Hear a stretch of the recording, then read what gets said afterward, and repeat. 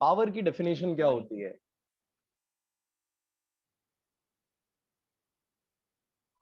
W/T। Definition ये थोड़ी होती है यार, इसको तो फॉर्मूला बोलते हैं। Sir work per unit area. Work per unit area. Work done per unit time. हाँ time power is sorry. Defined as rate of doing work. काम करने की जो रेट होती है ना, वर्क करने का जो रेट होता है, उसी को हम क्या बोलते हैं? पावर बोलते हैं। ठीक है, तो भाई अगर इसको आप रेट ऑफ डूइंग वर्क के फॉर्म में डिफाइन कर रहे हो, तो P can be written as work done divided by time. इसको हम डिफाइन ऐसे करेंगे, rate of doing work is equals to power. So power कुछ और नहीं है जबकि क्या है? रेट ऑफ डूइंग वर्क है। अब मेरे को बताओ, अगर मैं Q, delta Q amount of charge को V पोटेंशियल डिफरेंस पे, ये एंड A है और ये एंड B है, इन दोनों के अक्रॉस पोटेंशियल डिफरेंस है V। अगर मुझे delta Q amount of charge को V पोटेंशियल डिफरेंस पे A से B पे लेके जाना है, तो कितना वर्क करना पड़ेगा? पोटेंशियल की डेफिनेशन के according V is equal to W by T Q। Yes. और इस केस में हम कितने चार्ज को कशिश इधर उधर हेरा फेरी कर रहे हैं? कितने चार्ज का लोचा कर रहे हैं बताओ? Sir Q charge. अरे delta delta Q, Q charge delta का क्यू। कशिश। ओके, सो इस डेल्टा क्यू को थप्पड़ मार के इधर निकाल दो, W का वैल्यू हो जाएगा V टाइम्स डेल्टा क्यू। द्विज, इस V डेल्टा क्यू को इसकी जगह पे मैं ले जाकर के रिप्लेस कर दे रहा हूं। तो देखना, ये हो गया V times delta Q divided by ये है टाइम। अब यार थर्ड चैप्टर की शुरुआत में ही मैंने आपको डिफाइन करवाया था एक टर्म जिसका नाम था इलेक्ट्रिक करंट। डेफिनेशन मेरे को I। रिया बता रही है। रिया, क्या है डेफिनेशन करंट की? रिया, Yes, sir. Definition of current. Amount of charge flowing through any cross-sectional area of a conductor in 1 second. Yes, सो ये जो पूरा टर्म है, ये रिया की बात को ही बोलने का ट्राई कर रहा है। Amount of charge flowing through any cross section of the conductor in unit time, तो इसे हम क्या बोल देंगे? करंट। सो ये हो गया V इंटू आई। पर यार ओम अंकल, भव्य ओम ने क्या बोला था? V इज इक्वल टू क्या होता है for conductors? IR। IR। Very good. और इस IR को अगर मैं V की जगह पे रख दूं, तो जैनम इक्वेशन मेरी क्या बन जाएगी? P is equal to V की जगह पर IR और इंटू क्या हो जाएगा? I का I के साथ मल्टीप्लीकेशन हो गया I स्क्वायर इंटू क्या हो जाएगा? R। बोलो, ये बात समझ में आई क्या? Yes, sir। Yes sir. पर यार ओम्स लॉ के अकॉर्डिंग ही अगर मैं V is equal to IR जो हमारी इक्वेशन है, इसमें I is equal to find out कर लूं, कैन यू टेल मी क्या इक्वेशन बनेगी? I is equal to V by R. R। Replace करो यहाँ पे। So P is equal to V by R। अरे मैंने एक मिस्टेक करी है, क्या गलती करी है बताओ? Square R square V square. Very square. Good. तो भाई ये कर दिया हमने स्क्वायर। अब ये स्क्वायर किया तो V का तो स्क्वायर हो जाएगा, लेकिन इधर R बचेगा इंटू R। फिर एक गलती करी, क्या गलती करी बताओ बताओ बताओ? क्या R square? Yes, R square होएगा। ये R से ये R कैंसिल, आंसर हो गया V स्क्वायर बाय R। तो पावर की ढेर सारी इक्वेशन में एक तो पावर इज इक्वल टू हो गया V इंटू आई। अगर ऋतुराज आपको पोटेंशियल डिफरेंस और करंट दिया है, चुपचाप पावर के लिए हम ये इक्वेशन यूज कर लेंगे, ठीक है ना? विद्युत, अगर तुमको विद्युत पावर फाइंड आउट करवानु छे અને તમારે આપેલું છે I અને R, तो आप कौन सी इक्वेशन यूज करोगे? P is equal to I square R। I square R। Heli, मेरे को बताओ, अगर पोटेंशियल डिफरेंस और रेजिस्टेंस दिया हुआ है, तो इस केस में पावर के लिए क्या इक्वेशन यूज करेंगे? I square R। नहीं, V square upon R। Late आने का रिजल्ट है ये, ठीक है? So P is equal to हो जाएगा V square upon R।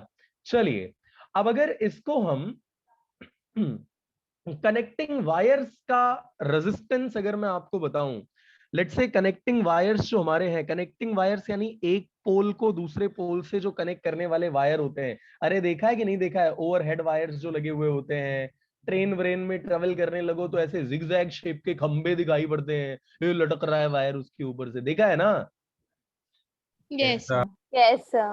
Okay, so ऐसे वायर्स को कहा जाता है कनेक्टिंग वायर्स, और इनके अक्रॉस जो पावर डिसिपेट होता है उनको हम पीसी से रिप्रेजेंट करेंगे। फॉर्मूला हो जाएगा इनमें से फ्लो होने वाली करंट का square into resistance of these connecting wires. आ रही है बात समझ में?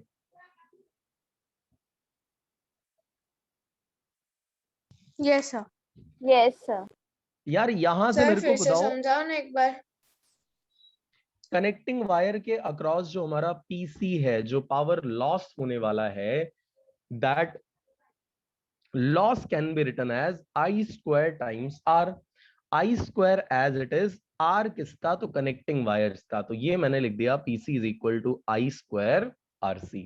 ठीक है, लेकिन जरा इस इक्वेशन को देखना, यहां से I की वैल्यू निकाल के बताओ, I इज इक्वल टू क्या हो जाएगा? P by V. V upon by P V. by P. P by V, yes. So यहां पे हम लिख देते हैं P by V। मिस्टेक हुई है, बताओ क्या गलती है? Square करो. Square.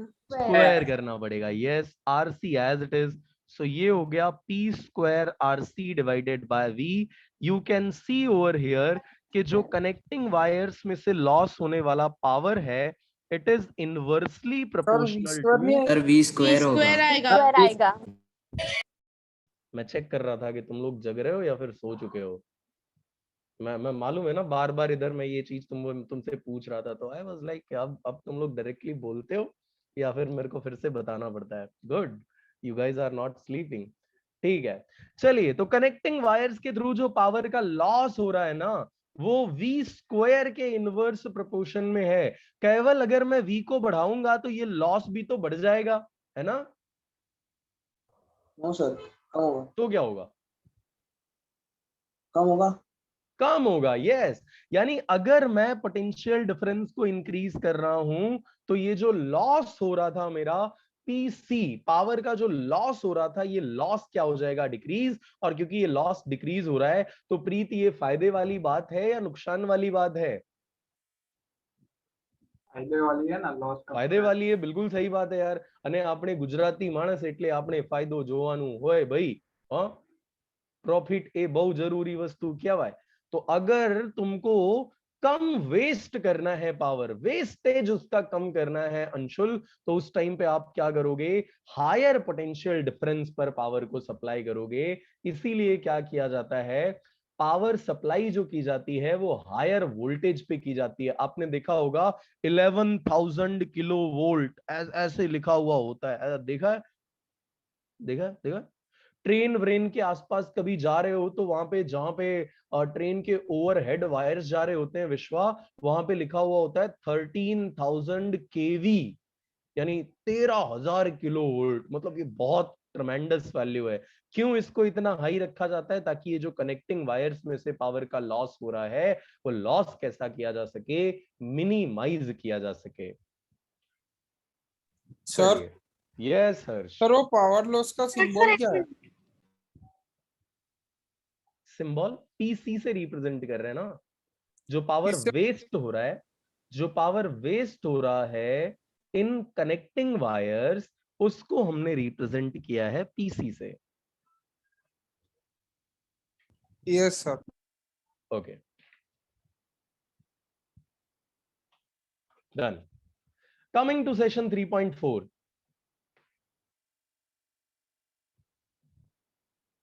तो सेशन 3.4 के अंदर हम कुछ चीजों के बारे में पढ़ने वाले हैं। एक चीज उसमें आ जाती है इलेक्ट्रोकेमिकल सेल। किसी ने नाम सुना है क्या इलेक्ट्रोकेमिकल सेल का? No. Yes sir. नहीं? अरे यार, Yes, केमिस्ट्री sir. में गैल्वेनिक सेल करके एक सेल आपने पढ़ा होगा। Yes sir. यार एक ही बच्चे ने पढ़ा है। Yes, sir. Sir.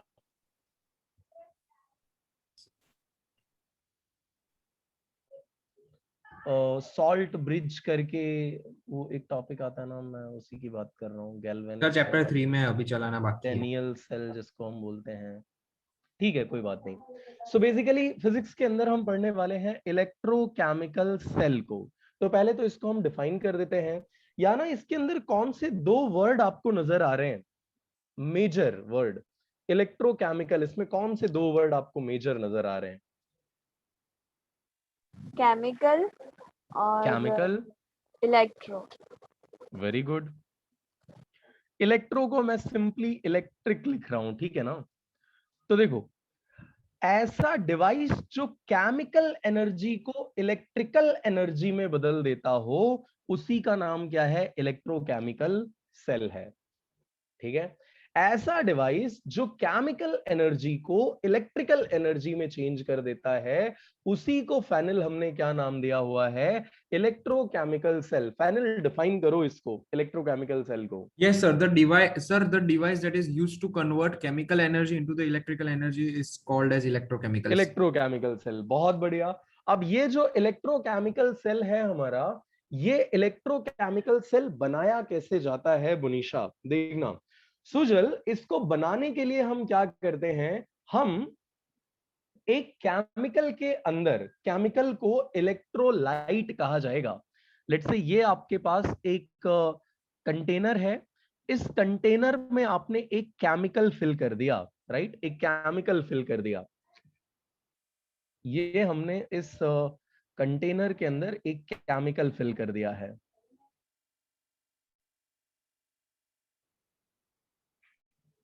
और इस केमिकल को फिल करने के बाद हम इसमें क्या करते हैं?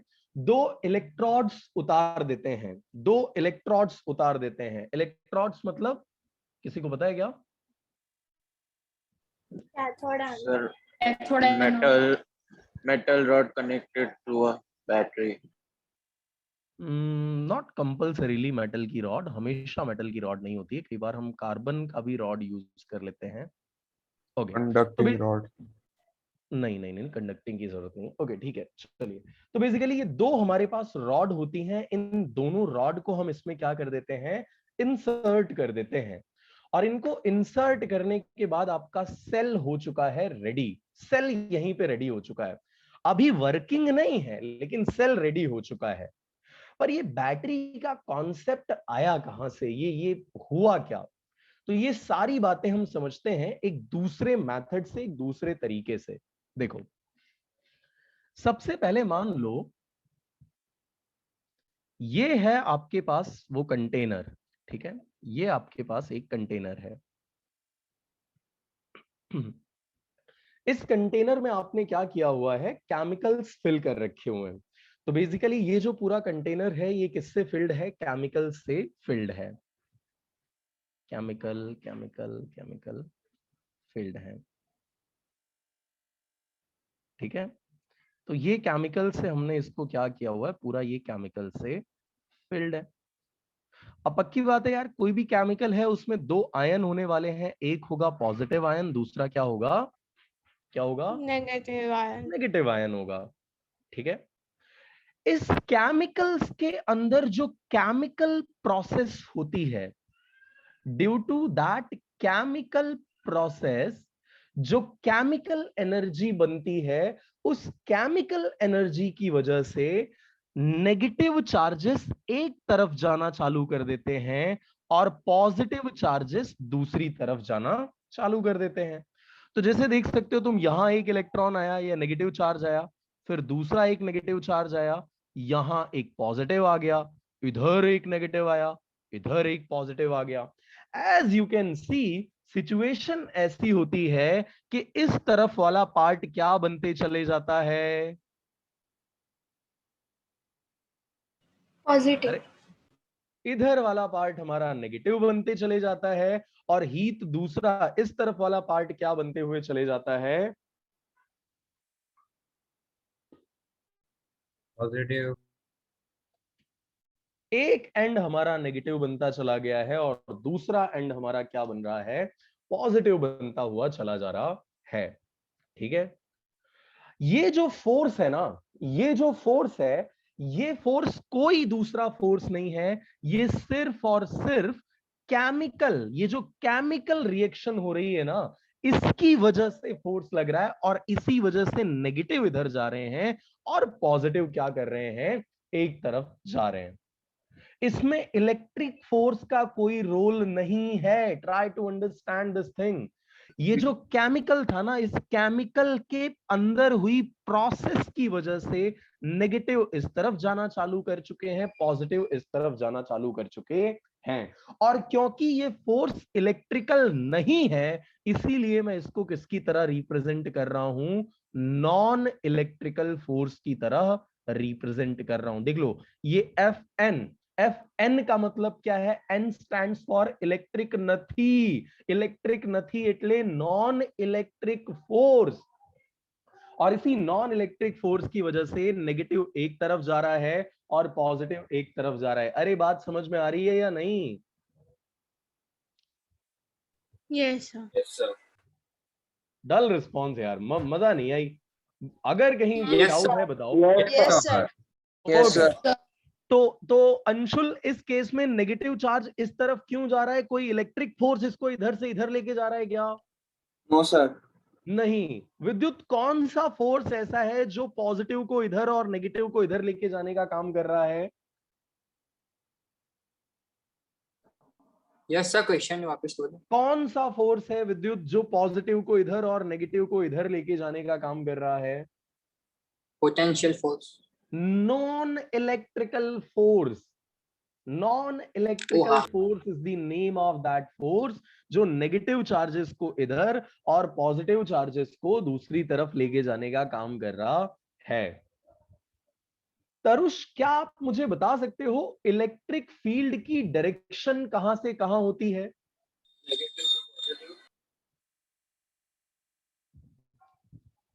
तरुष, Hello. what is the direction of electric field? Negative to positive. Negative to positive. Positive to negative. यार तरुष, આવી મિસ્ટેક કેવી રીતે ચાલે ભાઈ? इलेक्ट्रिक फील्ड की डायरेक्शन होती है पॉजिटिव से नेगेटिव। तो जैसे जैसे ऋषि नेगेटिव चार्जेस इस तरफ और पॉजिटिव चार्जेस इस तरफ आना चालू होते हैं, ये जो इलेक्ट्रिक फील्ड है ना, ये इलेक्ट्रिक फील्ड कैसी होती जाती है? गेस करो, इंक्रीज होगी, डिक्रीज होगी, क्या होगा इसका? सर इंक्रीज होगी। इंक्रीज होती चली जाएगी, बिल्कुल सही है।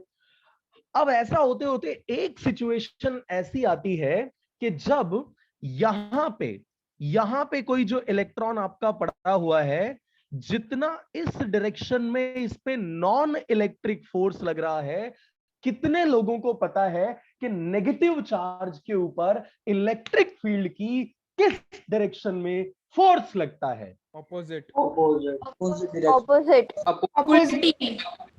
अपोजिट डायरेक्शन में। वेरी गुड भाई साहब, नॉन इलेक्ट्रिक फोर्स इस नेगेटिव चार्ज को इधर लेके आना चाहता था, लेकिन ये इलेक्ट्रिक फील्ड की वजह से इस पर इस डायरेक्शन में फोर्स लगना चालू हो गया। अब यार सोचो, एक ऐसी कंडीशन कि जिसमें ये फोर्स और ये फोर्स दोनों इक्वल हो जाएं, इलेक्ट्रिक फोर्स और नॉन इलेक्ट्रिक फोर्स दोनों इक्वल हो जाएं, तब क्या ये जो हमारा मूवमेंट नहीं होगी। यस, बिल्कुल सही बात है। तब ये हमारा नेगेटिव चार्ज ना इधर जा पाएगा ना इधर जा पाएगा, और इसे हम बोलते हैं बैटरी की ओपन सर्किट कंडीशन। क्या बोलते हैं इसको?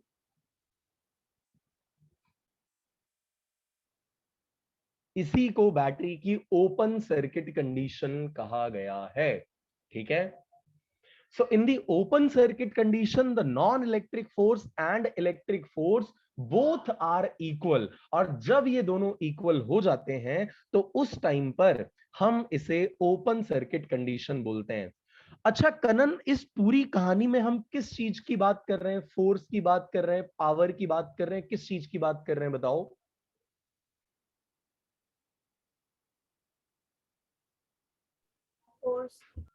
फोर्स की बात कर रहे हैं। शुरू में केवल क्या हुआ, जब साइंटिस्ट लोगों ने इन चीजों के साथ डील करना चालू किया तो हीट सिचुएशन क्या हुई कि इलेक्ट्रॉन इधर से इधर जा रहा है, उनको लगने लगा कि शायद कोई तो ऐसा फोर्स है जो इलेक्ट्रॉन को इधर से इधर लेके जाने का काम कर रहा है। उनको ऐसा लगता था कि कोई फोर्स है जो इस इलेक्ट्रॉन को इस पॉइंट से दूसरी तरफ लेके जाने का काम करता है। लेकिन बाद में रिसर्च के थ्रू हमको पता चला कि भाई ये सब कुछ किसकी वजह से होता है, पोटेंशियल डिफरेंस की वजह से होता है। अरे इलेक्ट्रॉन एक पॉइंट से दूसरी पॉइंट की तरफ क्यों जाता है, क्यों जाता है भाई, क्यों जाता है इलेक्ट्रॉन एक पॉइंट से दूसरे पॉइंट की तरफ? अरे उसकी मर्जी करनी होती है कि भाग जाता है, Potential difference. Yes, potential difference की वजह से। लेकिन पहले लोगों को जब ये नहीं पता था कशिश, तो उन्होंने बोला कि कोई तो ऐसा दुनिया में फोर्स है, बैटरी के अंदर ऐसा कोई फोर्स है जो इस इलेक्ट्रॉन को इधर मूव कराने का काम करता है। इलेक्ट्रॉन पर से वर्ड आया इलेक्ट्रो और मूव पर से वर्ड आया मोटिव, और लोगों को ये लगता था कि ये है एक टाइप का फोर्स, इसीलिए इसका नाम पड़ गया इलेक्ट्रोमोटिव फोर्स।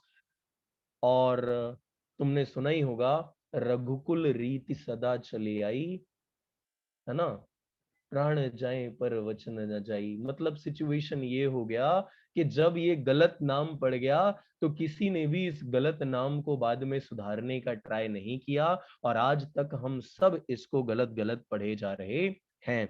नाम इसका इलेक्ट्रोमोटिव फोर्स है, पर विश्वा कैन यू टेल मी, ये किसी टाइप का फोर्स है या कुछ दूसरा है? सर आई थिंक सो ये फोर्स नहीं हो सकता। फोर्स नहीं है, वेरी गुड। क्या है विश्वा? मैंने आंसर कर दिया है इस क्वेश्चन का, आप ट्राई करके मेरे को बता दो तो मजा आ जाए। Sir it is just a moment of electron.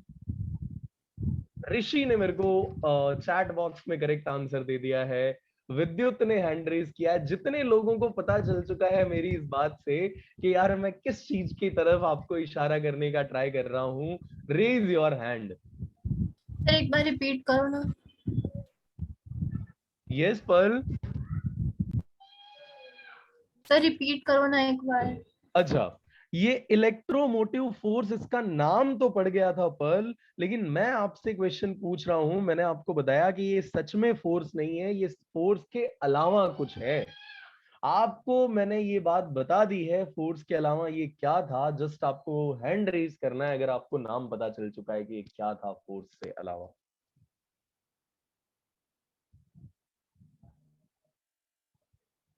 विद्युत ने करेक्ट आंसर दे दिया है, जैनम का आंसर करेक्ट है, क्योशा का आंसर करेक्ट है, हर्ष का आंसर करेक्ट है, प्रीत का आंसर करेक्ट है। प्रीत आपका दूसरा वाला आंसर करेक्ट है, फर्स्ट वाला करेक्ट नहीं है।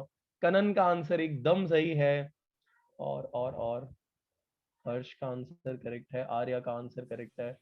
ओके ठीक है, वेरी गुड। चलो चलो चलो, जितने लोगों ने हैंड रेज किया है डायरेक्टली अनम्यूट करके आप बोल दो क्या आएगा आंसर। Potential difference. बहुत बढ़िया।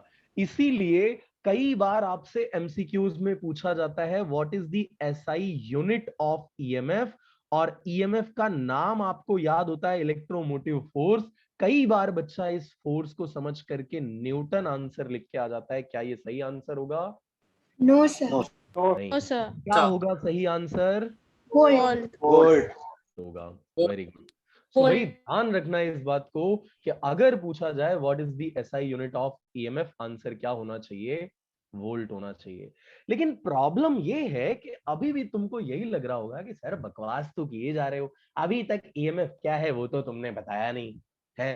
सिर्फ यही बताया ना कि इलेक्ट्रोमोटिव फोर्स को फोर्स मिसकंसेप्चुअली नाम दे दिया गया, लेकिन ईएमएफ एक्चुअली क्या है वो अभी तक मैंने डिफाइन नहीं किया है।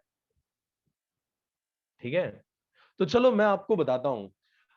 कभी आपने सेल खरीदा है क्या? रिमोट के लिए, घड़ी के लिए, या? Yes sir. Yes, sir. Yes. Okay, cell को खरीदने के बाद कभी उसको पढ़ा है, उसके ऊपर जो लिखा होता है उसे? नहीं सर, ये फालतू काम हम नहीं करेंगे। दिखता ही नहीं है। हाँ थोड़ा थोड़ा। दिखता ही नहीं है। फैनल पीछे देख रहा है कि कहाँ से ये सेल लेके आऊं मैं, कहाँ से ढूंढ के लाऊं मैं। ओके ठीक है।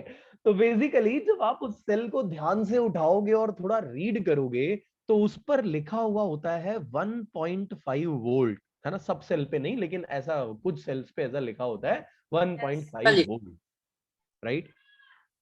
ये क्या है? This is the maximum potential difference. Maximum potential difference किन दो चीजों के अक्रॉस? इन दोनों टर्मिनल्स के अक्रॉस। ये जो टर्मिनल्स है ना, इन टर्मिनल्स के across the maximum potential difference between terminals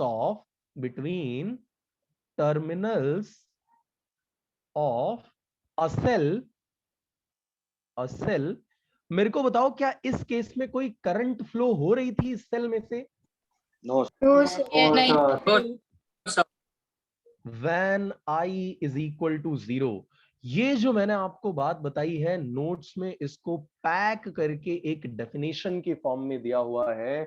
मेरे को बताओ उस डेफिनेशन का नाम क्या है? What is the title of that definition? EMF. EMF। EMF। कितने लोग ये डेफिनेशन बिना देखे बोल सकते हैं? ट्राई करना है, जहां आप गलत होंगे I will help you out. मेरी गारंटी है कि आप गलत होगे, किसी को बेइज्जती नहीं करने दूंगा। कोई हंसेगा तो अपन फिर उसकी उड़ा डालेंगे, ठीक है। 0 हैंड रेज। अच्छा ओके ओके ओके। ये यार ये जूम ने ये क्या कर दिया, मेरे को समझ नहीं आ रहा है कि इसमें मतलब हैंड रेज पे अब नंबर नहीं दिखाता है कि इतने लोगों ने हैंड रेज किया हुआ है। भाई back benchers, Kevina, Manit, Pearl, Srishti, Vishwas, Stuti, आप लोग भी क्लास में ही हैं sir. Yes Kyosha. The maximum potential difference between two terminals of a cell when there is no current. बहुत बढ़िया। इसको हम क्या बोलते हैं Kyosha? EMF. EMF। Very good. Electromotive force.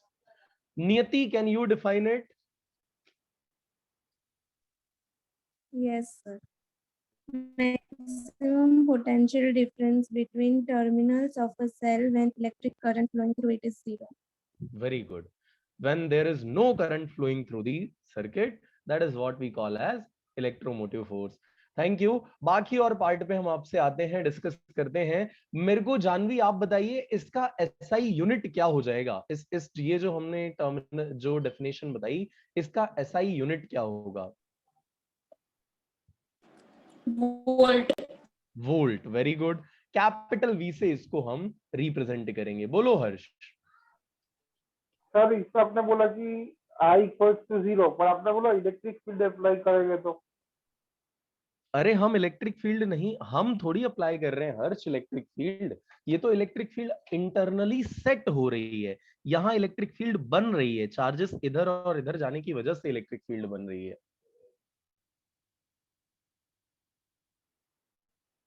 नहीं समझे हर्ष? ओके चलिए।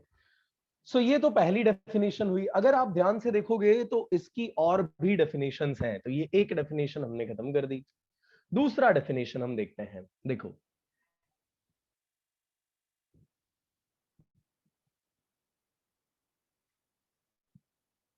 डेफिनेशन नंबर 1 आर्या, एक बार आप रिपीट कीजिए।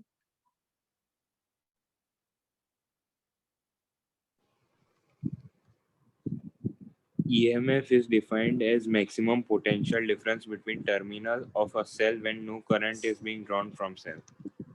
Okay. So maximum potential difference between two terminals of the cell. यार अगर मैं ये बोल रहा हूं तरुष आपको कि there is no current flowing through the circuit, पूरे सर्किट में से कोई करंट नहीं फ्लो हो रही है, तो क्या मैं इसे ऐसा बोल सकता हूं कि हमारी सर्किट ओपन है? तभी तो इसको हमने नाम दिया था, याद करो, ओपन सर्किट कंडीशन।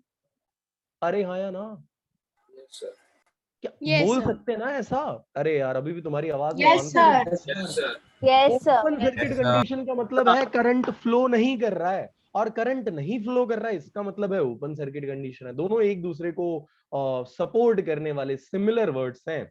तो पहली वाली डेफिनेशन में अंशुल मैंने क्या किया था, मैंने बोला था current is not flowing through the conductor, right.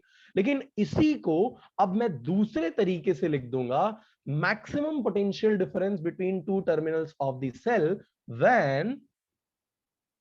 when circuit is open। इसे भी हम क्या बोलेंगे, EMF, इलेक्ट्रोमोटिव फोर्स बोलेंगे। ये डेफिनेशन कौन कौन बोल सकते हैं?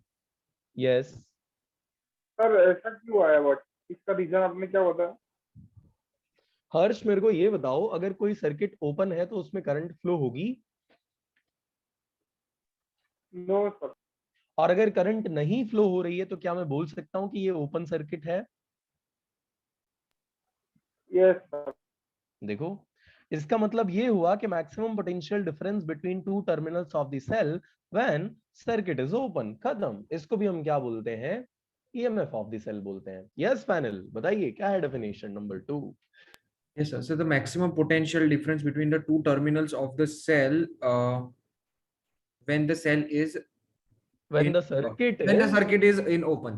yes when the Sir? circuit is open। yes एक क्वेश्चन पूछो yes सर। मतलब कि आपने बोला ये सर्किट ओपन है तो उसमें इलेक्ट्रॉन का मूवमेंट्स भी नहीं होगा ना?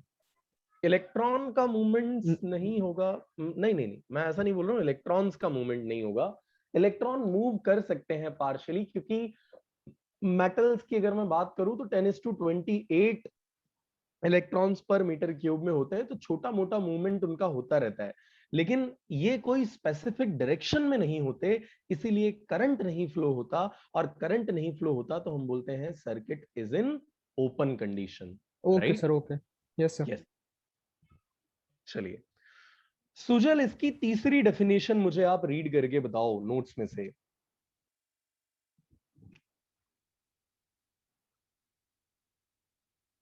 यस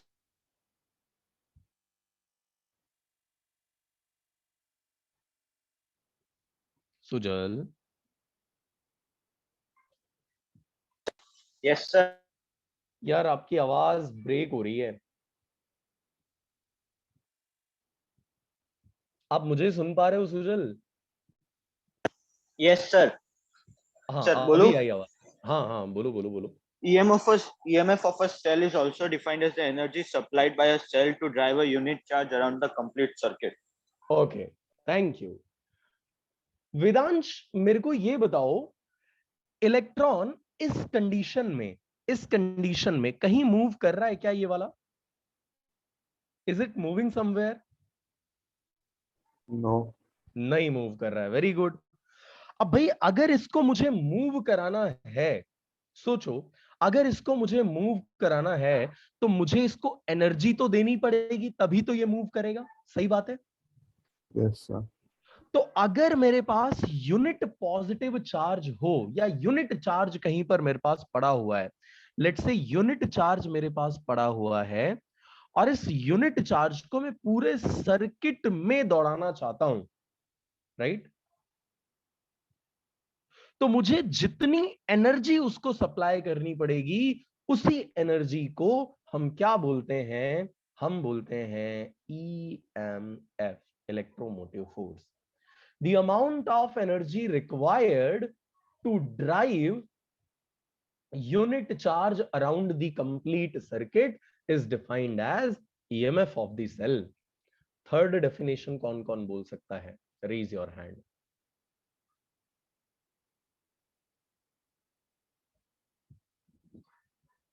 अरे सिंपल सी बात है यार, देखो क्या हुआ, ये इलेक्ट्रॉन यहां पर था, मान लो ये चार्ज अपना यहां पे था, इस चार्ज पर जितना नॉन इलेक्ट्रिक फोर्स लग रहा था उतना ही इलेक्ट्रिक फोर्स था, इसीलिए ये रेस्ट में था। अगर मैं इसको पूरे सर्किट में घुमाना चाहता हूं, if I want to drive it in the whole circuit, मुझे क्या करना पड़ेगा याना, क्या करना चाहिए? मैं जाऊं इसको धक्का मारूं ना? नहीं सर। तो फिर यही काम हम किससे करवाते हैं? बैटरी से करवाते हैं, सेल से हम करवाते हैं ये काम, राइट।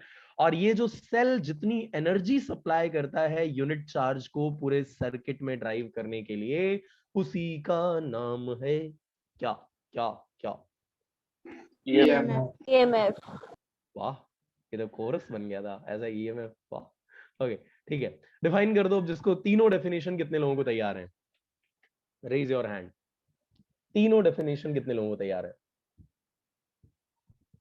सर तीसरी वाली एक और बार रिपीट। यस,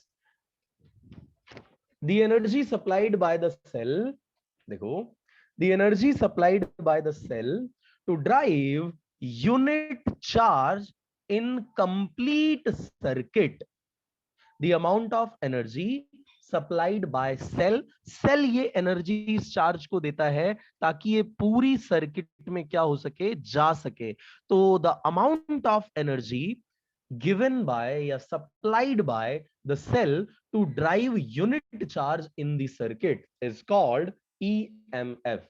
बोलो क्लियर है? Yes sir. चलिए ठीक है। अब देखना सिचुएशन क्या होती है यार, ये जो सेल मैंने आपको बताया था, इस सेल के अंदर क्या भरा हुआ होता है? अरे आवाज नहीं आई यार, क्या भरा हुआ होता है सेल में? Electrolyte. इलेक्ट्रोलाइट भरा हुआ होता है, जिसको हम नॉर्मली बहुत सिंपल लैंग्वेज में अगर बोलें तो हम बोल सकते हैं भाई इसमें भरा हुआ होता है केमिकल, राइट। सोचो अगर इलेक्ट्रॉन एक पॉइंट से दूसरी तरफ जा रहा है, एक जगह से दूसरी जगह जा रहा है, जैनिल अगर इतने लोगों के बीच में मैं आपको दौड़ने के लिए बोलूं तो क्या ये आपके लिए कन्वीनियंट होगा? क्या आप इतने लोगों के बीच में दौड़ पाओ? Jainil, waiting for your answer. नहीं सर, नहीं होगा, एग्जैक्टली मतलब सिचुएशन ये है कि अगर मैं एक इलेक्ट्रॉन अंकल को बोलता हूं कि जाओ यहां से और पूरे सर्किट में दौड़ करके आओ, भाई साहब बड़ा ही मुश्किल है, बड़ा ही डिफिकल्ट काम है उस इलेक्ट्रॉन के लिए इनके पास में जा पाना। क्यों? क्योंकि पूरा का पूरा बैटरी, पूरा का पूरा सेल आपने किससे फिल कर रखा है? सॉरी, मैं बैटरी और सेल को सिमिलर टर्म्स में यूज कर रहा हूं, दोनों सिमिलर टर्म्स नहीं है। सेल अकेला होता है, बैटरी कॉम्बिनेशन ऑफ सेल होती है। सेल का अगर आप कॉम्बिनेशन कर डालते हो तो उसको हम बैटरी बोल देते हैं, और एक अकेला जो सेल है उसे हम क्या बोलते हैं, मतलब एक अकेला जो यूनिट है उसको हम बोलते हैं सेल। ठीक है, आई होप इतना तो माफ कर दोगे तुम लोग। ठीक है, चलो। तो ये जो हमारा चार्ज है, जब ये चार्ज फ्लो करता है तो इलेक्ट्रोलाइट जो आपने इसमें फिल कर रखा हुआ है प्रीत, ये इलेक्ट्रोलाइट क्या करता है? रेजिस्टेंस ऑफर करता है, रेजिस्टेंस ऑफर करता है, right. So the resistance offered by, the resistance offered by electrolyte of the cell, the resistance offered by electrolyte of the cell to the flow of the charges, flow of the charges, इसका भी एक नाम है definition wise. मेरे को बताओ क्या नाम है इस डेफिनेशन का? Internal resistance of cell. अरे अंदर से ही जो रेजिस्टेंस लगा दिया ना, उसी रेजिस्टेंस का नाम क्या है? Internal resistance. अरे इंटरनल यानी अंदर वाला, बैटरी के अंदर जो इलेक्ट्रोलाइट है ना, वो इलेक्ट्रोलाइट ही रेजिस्टेंस ऑफर कर रहा है। किसको? मेरे को नहीं, फ्लो ऑफ चार्जेस को। The resistance offered by electrolyte of the cell to the flow of the charges 0.5 CV। Sir वो सेल के पीछे लिखा है। यार मेरे को देखना पड़ेगा दोस्त, मैंने इतने गौर से नहीं देखा। वोल्ट तक था तो मैं समझ सकता था। मेरे को एक बार आप फोटो भेज देना। यस सर, 1.5 वोल्ट है मेरे पास अभी भी है सर। तो कशिश सबको दिखा दो। सर ड्यूरासेल का 1.5 वोल्ट ही आता है। Yes sir, 1 minute. सर इसमें सर लीक प्रूफ गारंटी लिखा है 0.5 सीवी। ओके ओके, ठीक है ठीक है, चलो हम अभी इसको बहुत ज्यादा नहीं डिस्कस करते हैं। तो आई होप आपको ये समझ में आ गया होगा कि इंटरनल रेजिस्टेंस क्या है। the opposition or the resistance offered by the electrolyte of the cell to the flow of the charges is known as internal resistance. ये भी है साहिब एक टाइप का रेजिस्टेंस ही, तो इसका SI यूनिट क्या हो जाएगा? बोलो बोलो बोलो।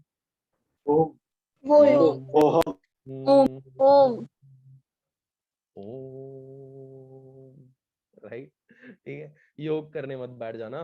तो basically ohm is the SI unit of internal resistance also. अब ये इंटरनल रेजिस्टेंस किन किन बातों पर डिपेंड करता है, जरा कॉन्सेंट्रेट करना। देखो, ये जो हमारा इंटरनल रेजिस्टेंस है, ये फर्स्ट डिपेंड करता है एरिया ऑफ इलेक्ट्रोड्स पे, राइट। अगर आपने मोटी इलेक्ट्रोड्स ली है तो उस टाइम पर मोटी इलेक्ट्रोड्स ली है, यानी एरिया उसका अगर ज्यादा है, तो उस टाइम पर इंटरनल रेजिस्टेंस डिक्रीज हो जाता है। इसीलिए अगर आप देखोगे तो जो बड़े वाले सेल आते हैं, पता है, थोड़ा टॉर्च किसी ने देखा है क्या? टॉर्च, यस सर, आई सब वो होप गीजर में भी चलते हैं। गीजर का मेरे को नहीं मालूम कशिश, लेकिन टॉर्च का मेरे को बड़े अच्छे से मालूम है, क्योंकि जिस जगह से मैं आता हूँ वहां पे इलेक्ट्रिसिटी के ठिकाने होते नहीं है, तो हम लोग क्या करते हैं, ये टॉर्च और ये सारी चीजें स्टोर करके रखने में बड़ा मानते हैं। तो उसमें निप्पो करके एक कंपनी आती थी, जब मैं छोटा बच्चा था, निप्पो का सेल लाता था, घर में टॉर्च जलाता था, उससे पढ़ाई करता था, ये सारी कहानी मेरे साथ चलती थी, राइट। तो ये बेसिकली मेरे को याद है। तो वो जो मोटा सा आपका टॉर्च होता है ना, उस टॉर्च में जो सेल आप इंसर्ट करते हो, उसको तोड़ने पे जो रॉड निकलती है ना, वो रॉड मोटी होती है, और पतले वाले सेल की रॉड कैसी होती है? पतली होती है।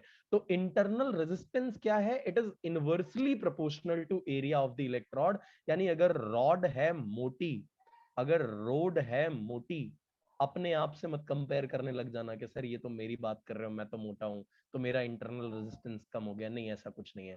अगर रॉड मोटी है तो इंटरनल रेजिस्टेंस कैसा हो जाएगा? कम हो जाएगा, राइट। अब उसका वाइस वर्सा आप समझ सकते हो, ठीक है। सेकंड जिस चीज के ऊपर ये डिपेंड करती है वो है इलेक्ट्रोलाइट का नेचर कैसा है। जो आपने इलेक्ट्रोलाइट यहाँ पे भरा हुआ है ना, इसका नेचर कैसा है। कोई कोई इलेक्ट्रोलाइट ऐसा होता है बहुत रेजिस्टेंस ऑफर करता है, कुछ इलेक्ट्रोलाइट ऐसे होते हैं जो कम रेजिस्टेंस ऑफर करते हैं, तो ये नेचर पे भी डिपेंड करता है। थर्ड जिस चीज पे ये डिपेंड करती है, दैट इज दोनों इलेक्ट्रोड के बीच का डिस्टेंस कितना है, distance between the two electrodes, right. जितना ज्यादा डिस्टेंस होगा उतना ज्यादा डिस्टेंस इसको ट्रेवल करना पड़ेगा, और जितना ज्यादा डिस्टेंस इसको ट्रेवल करना पड़ रहा है, पक्की बात है रेजिस्टेंस उतना क्या हो जाएगा? ज्यादा। यानी अगर दोनों के बीच का डिस्टेंस ज्यादा है तो उस टाइम पर इंटरनल रेजिस्टेंस भी क्या हो जाएगा? हाई हो जाएगा। Distance between two electrodes is high. If distance between two electrodes is high, then internal resistance will also be high. आ रही है ना बात समझ में? यार दो पॉइंट मैं भूल चुका हूं, मेरे को याद दिला दो। एक तो शायद टेम्परेचर है और दूसरा मेरे को याद नहीं आ रहा है। Concentration distance. ये डिस्टेंस की तो बात मैंने कर ली है कशिश। फिफ्थ पॉइंट आपने बताया मुझे कंसंट्रेशन, राइट। सो टेम्परेचर और कंसंट्रेशन, ये सारी चीजों के ऊपर हमारा इंटरनल रेजिस्टेंस क्या कर रहा होता है? डिपेंड कर रहा होता है। इन शॉर्ट, इंटरनल रेजिस्टेंस जो है टेम्परेचर एक्सटर्नल फैक्टर, और बाकी सारी चीजें जो है वो डिजाइन के ऊपर डिपेंड करता है। देख लो, टेम्परेचर एक ऐसी चीज है जो एक्सटर्नल फैक्टर है। बाकी एरिया ऑफ इलेक्ट्रोड्स, ये क्या हो जाएगा? एरिया ऑफ इलेक्ट्रोड डिजाइन का मैटर बन जाएगा, नेचर डिजाइन का मैटर बन जाएगा, distance between two electrodes design का मैटर बन जाएगा, कॉन्सेंट्रेशन कितना ले रहे हो डिजाइन का मैटर बन जाएगा। बेसिकली इंटरनल रेजिस्टेंस सेल की डिजाइन पर डिपेंड करता है। सिर्फ एक ही एक्सटर्नल फैक्टर है and that factor is temperature. Electrode और इन सारी चीजों के बारे में, इलेक्ट्रोड, इलेक्ट्रोलाइट, इन सारी चीजों के बारे में आपको केमिस्ट्री के अंदर विधिवत पढ़ाया जाने वाला है, ठीक है। सो बिल्कुल चिंता नहीं करो, बहुत सारे टाइप के सेल आपको वहां पे बताए जाएंगे। कभी डेनियल सेल, कभी गैल्वेनिक सेल, कभी ये कभी वो। डेनियल और गैल्वेनिक शायद एक ही होता है, मेरे ख्याल से मैंने दोनों को यस सर, एक ही होता है ना, हाँ मेरे को लगा। यस ठीक है, वो सॉल्ट ब्रिज और वो सारी चीजें है ना, नमक का ब्रिज बना देते हैं इधर से उधर, थोड़ा बहुत तो याद है। ओके, सो ये थी कहानी बेसिकली हमारे पास इस सिचुएशन में। ठीक है, अब समझना जरा क्या कंडीशन बन रही है। देखो, बैटरी तुम्हारी यहाँ पे थी, ठीक है, बैटरी यहाँ पे थी। मेरे को क्वेश्चन पूछना था लेकिन मैंने पूछा नहीं। बुनीशा, कैन यू टेल मी, इस चार्ज को जो हम एनर्जी देते हैं, यूनिट चार्ज को जो एनर्जी देते हैं सर्किट में जाने के लिए, उसको बोलते क्या है?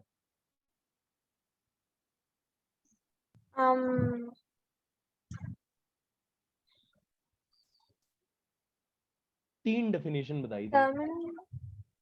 हर्ष ने करेक्ट आंसर दे दिया है, सुजल का, प्रीत का, और क्योशा का करेक्ट है, आर्ची का आंसर करेक्ट है, केवल का आंसर करेक्ट है, कशिश का आंसर करेक्ट है, इति, जैनम, ना जैनम गलत है, गलत है, गलत है, गलत, अभी सही हुआ। ठीक है, ओके ओके, चलिए चलिए, ठीक है ठीक है। So basically the maximum potential difference between to, बिल्कुल सही है कैविना, थैंक यू फॉर, अरे कैविना शक्ल भी दिखा दिया अगर भाई, तू तू दिखती ही नहीं है कभी।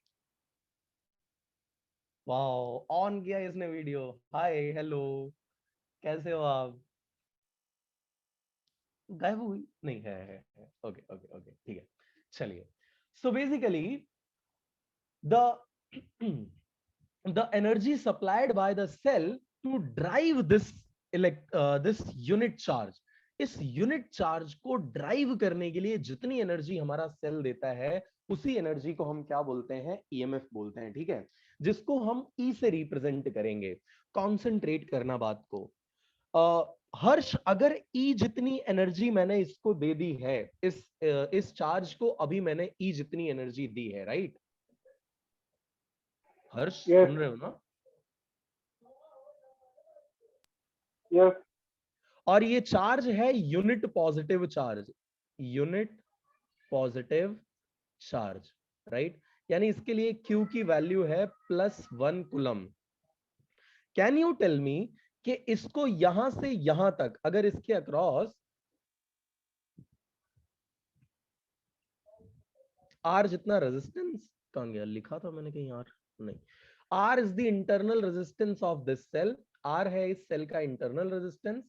I जितनी करंट फ्लो हो रही है, और Q यानी 1 कूलम का हमारा चार्ज है, जो क्या कर रहा है? एक जगह से दूसरी जगह ट्रांसफर हो रहा है। कैन यू टेल मी कितना वर्क इसे करना पड़ेगा?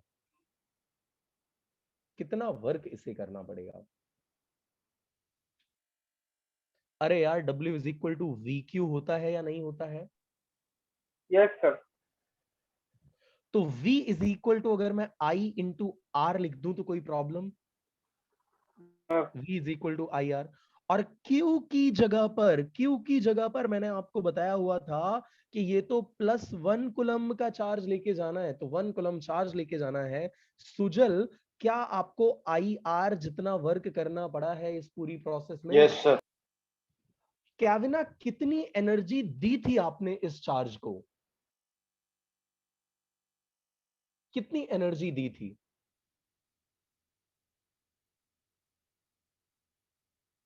लिख दिया है कैविना, लिख दिया है। कितनी एनर्जी दी थी हमने? 1 coulomb. E amount of energy हमने क्या किया था? Yes, E amount of energy हमने क्या किया था? इस चार्ज को दे दिया था। विश्वा, जिसमें से IR जितनी एनर्जी हमारी क्या हो चुकी है? खर्चा हो चुकी है, while moving from this point through this point, इस पॉइंट से इस पॉइंट तक जाने में IR जितनी एनर्जी हमारे पास क्या हो चुकी है? खर्चा हो चुकी है, खत्म हो चुकी है। तो कोई मुझे बताएगा, E जितनी टोटल मैंने इसको यहां दिया, IR इसमें खर्चा कर दिया, तो E माइनस IR। हाय हाय हाय हाय हाय, क्वेश्चन खत्म होने के पहले ही आंसर आ गया।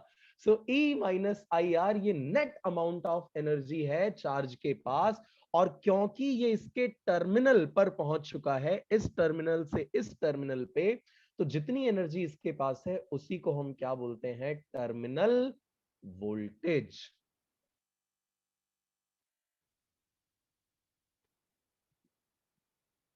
सो इस केस में क्योंकि चार्ज आपका मूव कर रहा है, तो अंशुल जब चार्ज मूव कर रहा है तो करंट होगी या नहीं होगी?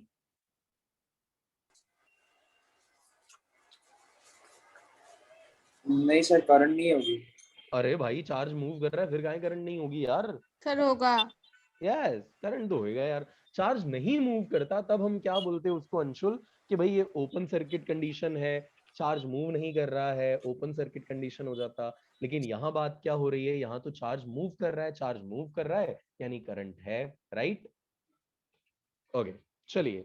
तो ई जितनी एनर्जी हमने इसको दिया था, यहाँ पे ई जितनी एनर्जी हमने दिया था, और ई जितनी एनर्जी देने के बाद आई आर जितना हमको क्या करना पड़ गया, वर्क करना पड़ गया, यानी इतनी एनर्जी इसमें से क्या हो जाएगी, कम हो जाएगी। तो ई माइनस आई आर, जो नेट एनर्जी इसके पास बची, जब सेल का सर्किट आप बंद कर देते हो तो जो नेट एनर्जी इसके पास बची उसी को हम क्या बोलते हैं, टर्मिनल वोल्टेज। तो डिफाइन करना हो तो the maximum potential difference between two terminals, terminal voltage define करना है। So the maximum potential difference between two terminals of the cell when it is in closed condition। अरे यार, ये ओपन कंडीशन में जो था उसको क्या बोला था, ईएमएफ बोला था। क्लोज्ड कंडीशन में जो होगा उसे क्या बोलोगे, टर्मिनल वोल्टेज बोलोगे। Maximum potential difference between two terminals of the cell when cell is in closed condition या cell is in working condition। अब भाई नोट्स को देखो और डिफाइन करके बताओ क्या है टर्मिनल वोल्टेज, जल्दी।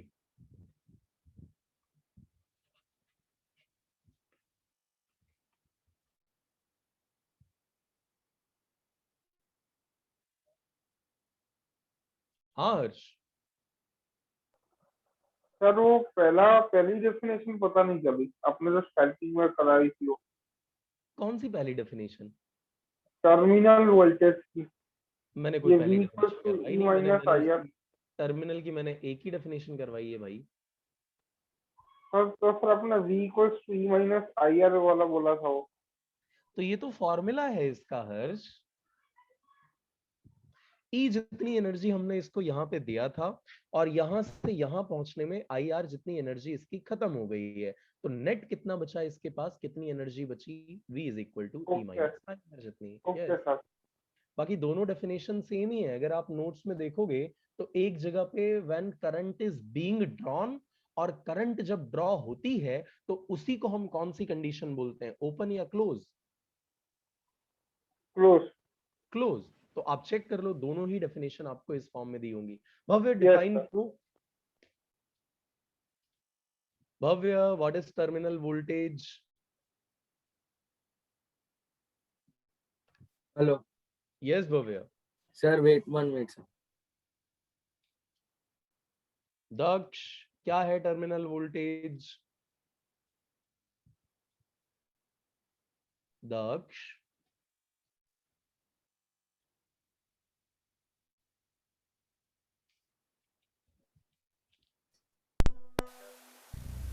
यस केविना, बताइए क्या है terminal voltage?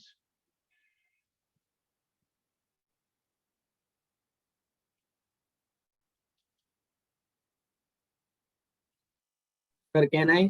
Sir may I? Sir may I? ये अभी इतने लोगों ने बोला, मेरे को समझ ही नहीं आया कि नाम बोला करो यार, ऐसे आवाज से तुरंत क्लिक नहीं होता है। सर इति। यस इति।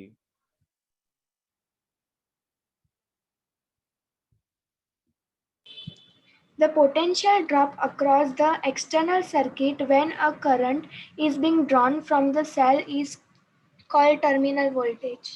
यस, तो भाई जब सर्किट क्लोज्ड कंडीशन में होगी, कहने का मतलब है when current is being drawn from it, उस टाइम पे जो मैक्सिमम पोटेंशियल डिफरेंस होगा across the two terminals, that will be known as terminal voltage, और इसका भी एसआई यूनिट क्या हो जाएगा, वोल्ट हो जाएगा। लेकिन इस केस में क्या हो रही है मेरे को बताओ, बैटरी डिस्चार्ज हो रही है या चार्ज हो रही है? डिस्चार्ज। डिस्चार्ज हो रही है। तो इसको हाईलाइट करके लिख लेना,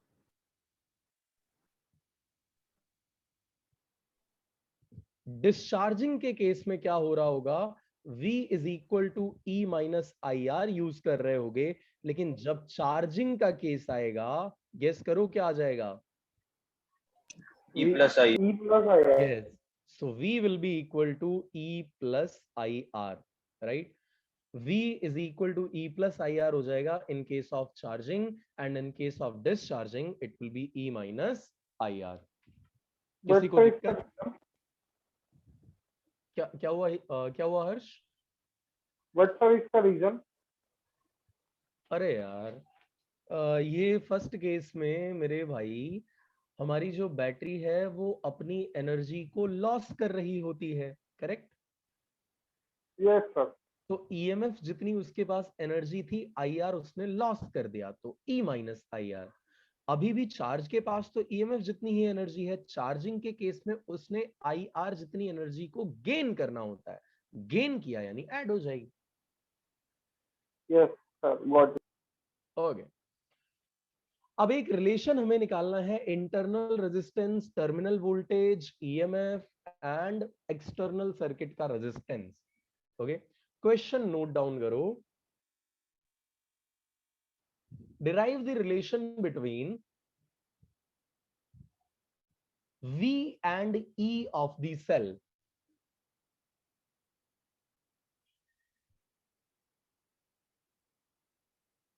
Relation between V यानी टर्मिनल वोल्टेज एंड E यानी EMF of the cell.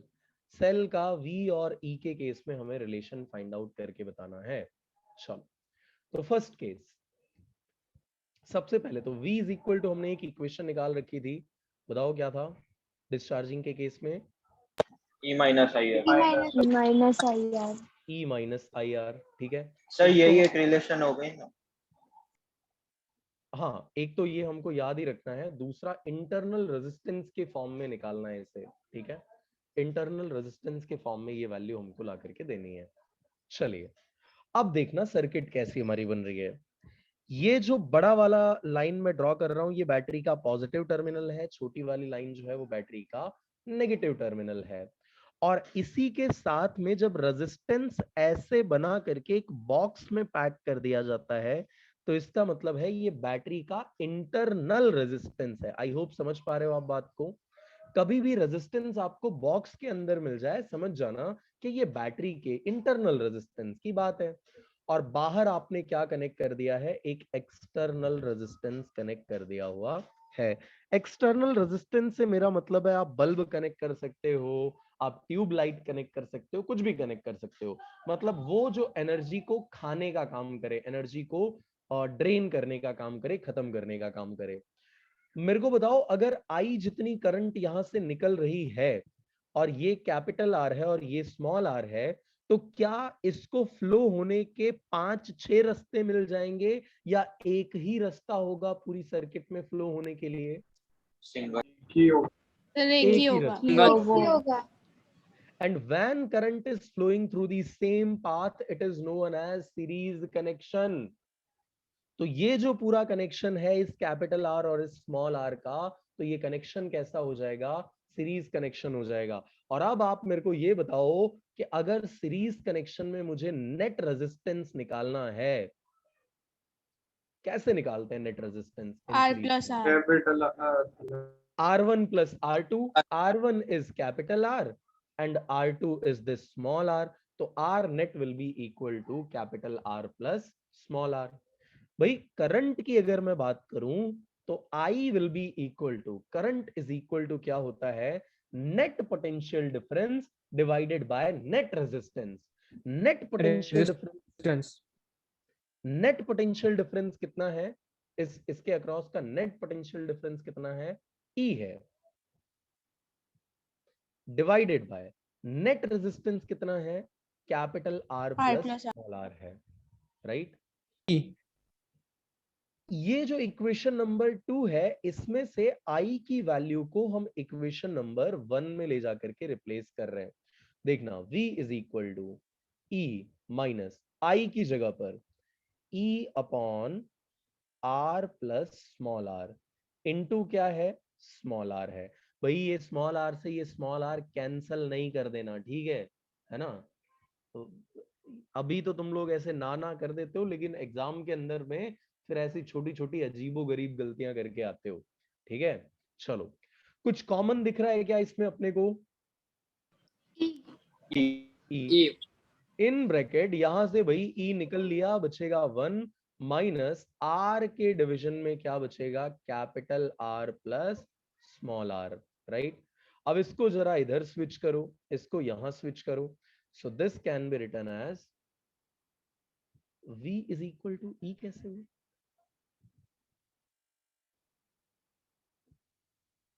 v is equal to E मैंने कहीं लिखा है क्या? नहीं। सर इज इक्वल टू की जगह तो v ही आएगा ना। नहीं, जैसे मैं बोल रहा हूँ v इज इक्वल टू ई, कहीं लिखा है क्या मैंने? इसको चलो पहले इसको इधर मल्टीप्लाई करो, क्रॉस मल्टीप्लिकेशन चालू करते हैं। e इंटू ये यहां मल्टीप्लाई हो जाएगा r प्लस स्मॉल r, और माइनस में है स्मॉल r, और इसके डिवीजन में क्या हो जाएगा, capital R plus small r। ये स्मॉल r, यस कुछ नहीं सर। बोलो बोलो।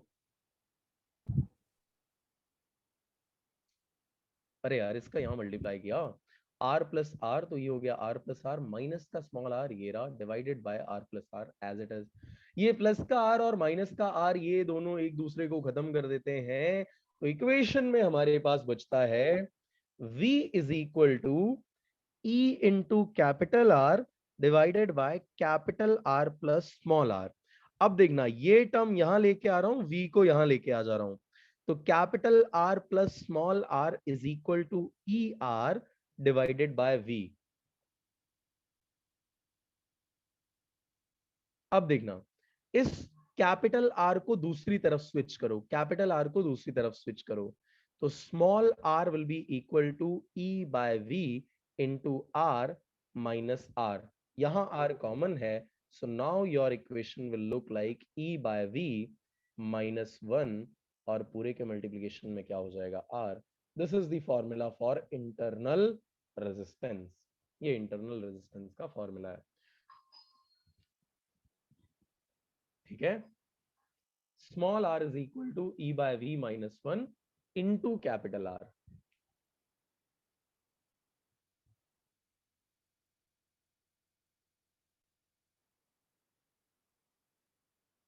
किसी को कोई डाउट इसमें?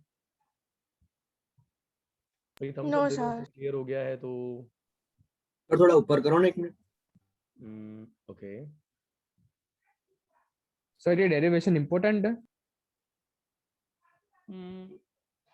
नहीं, मतलब मैं ऐसा नहीं बोलूंगा कि बिल्कुल भी नहीं है, बट फिर भी। सर रिलेशन बिटवीन क्या लिखा है वो लिखना है। अच्छा, relation between v and e of the cell. Sir ये EMF और ये टर्मिनल वोल्टेज की जो EMF की 3 डेरिवेशंस है और अरे डेफिनेशन है, और ये टर्मिनल की 2 है, तो उसमें से कोई भी मतलब एक लिखे तो चलेगा ना? चलेगा। Okay sir. अब इसके बाद EMF और टर्मिनल वोल्टेज के बीच में कंपैरिजन दिया हुआ है, जो मैं आपके लिए छोड़ देता हूं। I am not going to explain it, ठीक है, वो आपको अपनी तरफ से कंप्लीट करना है। और अब आपके पास 2 टॉपिक आ जाते हैं इंपॉर्टेंट, ये एग्जाम में पूछे जाने के चांसेस हैं, ठीक है। पहला है सेल्स इन सीरीज और दूसरा है सेल्स इन पैरेलल, ठीक है। सर यस सर, एक चैप्टर में इतने सारे डेरिवेशन होता है तो लास्ट टाइम में क्या करना है? ये इसके लिए सुजल मस्ट डू वाला जो सेक्शन है ना, उसको पकड़ के चलना, कि अगर ऐसा है कि इतने सारे डेरिवेशन आपको लग रहे हैं और आपको लगता है कि सारे मैं नहीं कर पाऊंगा और मुझे कुछ सिलेक्टेड ही करने हैं, तो मस्ट डू वाले कर लो। तो ऑलमोस्ट राजा सभी से पे ज्यादा लिखा होता है वो, क्या हुआ? ऑलमोस्ट सभी पे लिखा होता है वो। नहीं यार, ऐसा ऐसा मत बोल सर सर। अगर सभी मस्ट डू वाले करेंगे तो हाफ सेंचुरी होगी। हाफ सेंचुरी होगी मतलब मैं समझा नहीं अभी। सर 50 प्लस डेरिवेशन है, अगर सारे पूरे 12th के मस्ट डू करेंगे ना तो। हाँ, बस पूरे 12th के अंदर सिर्फ 50 ही हैं, ये सोच भाई, सिर्फ 50 ही हैं। सर 50 है। सर 15 नहीं बोला सर, 5 और 0, 50 ही 50, है, हाँ 50। वही बोल रहा हूँ। मात्र 50 है, वधार न थी भाई। सर पूछे सर कितने जाते हैं उसमें से? 4। तो 12th क्या हलवा समझ के रखा था है कि चलो खा लेते हैं। सर ये लेकिन सर वाला 21 मस्ट डू नहीं स्टैंडर्ड में लिखा इतना है। हाँ जी, ओके। अरे टेंशन नहीं लो, देखो अभी अभी मेजॉरिटी ऑफ स्टूडेंट्स जो है ना वो किससे डर रहे हैं मैं आपको बताता हूँ। मेजॉरिटी ऑफ स्टूडेंट्स डर किससे रहे हैं, समझना इस चीज को। पहली चीज जिससे आप डर रहे हो वो है न्यूमेरिकल्स, राइट? कितने कितने लोग मेरी इस बात से अग्री करते हो? हैंड रेज करो।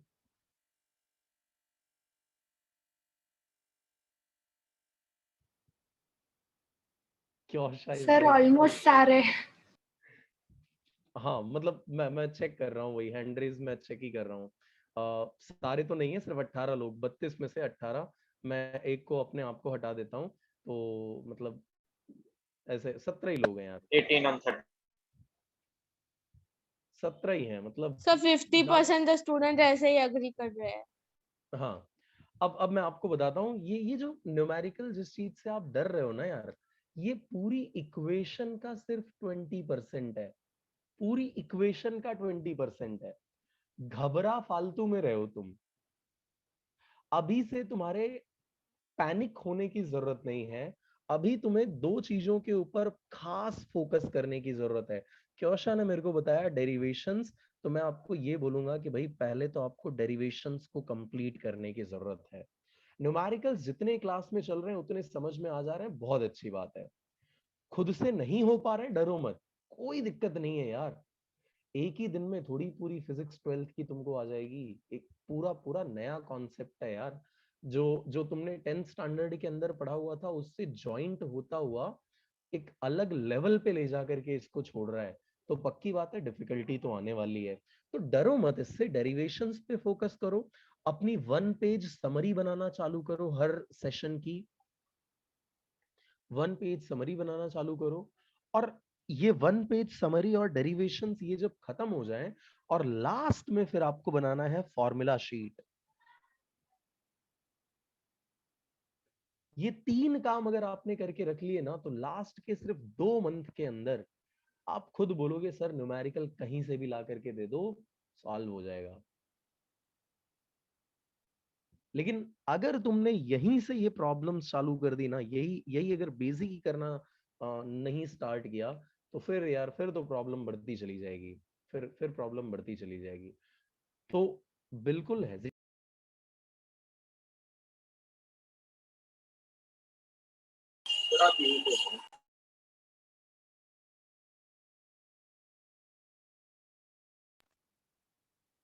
कॉन्फिडेंट रहो इस चीज को लेकर के, डरो नहीं यार, क्योंकि जो डर गया वो बाहर गया। समझो मर गए। एग्जैक्टली मतलब मैं बोल नहीं सकता हूँ ये। प्रीत बोल रहा है सर हम माउंटेन ड्यू पी लेते हैं। अरे मेरे भाई ज्यादा ऐसा बोल मत, नहीं तो रोनाल्डो ड्यू की बोतल हटाएगा कभी, और पता चलेगा ड्यू बिक गई। है ना? कोला की तो कैसी वाट लगाई यार, कोला वाला बेचारा बोल रहा होगा भाई दिल के अरमा आंसुओं में बह गए। मतलब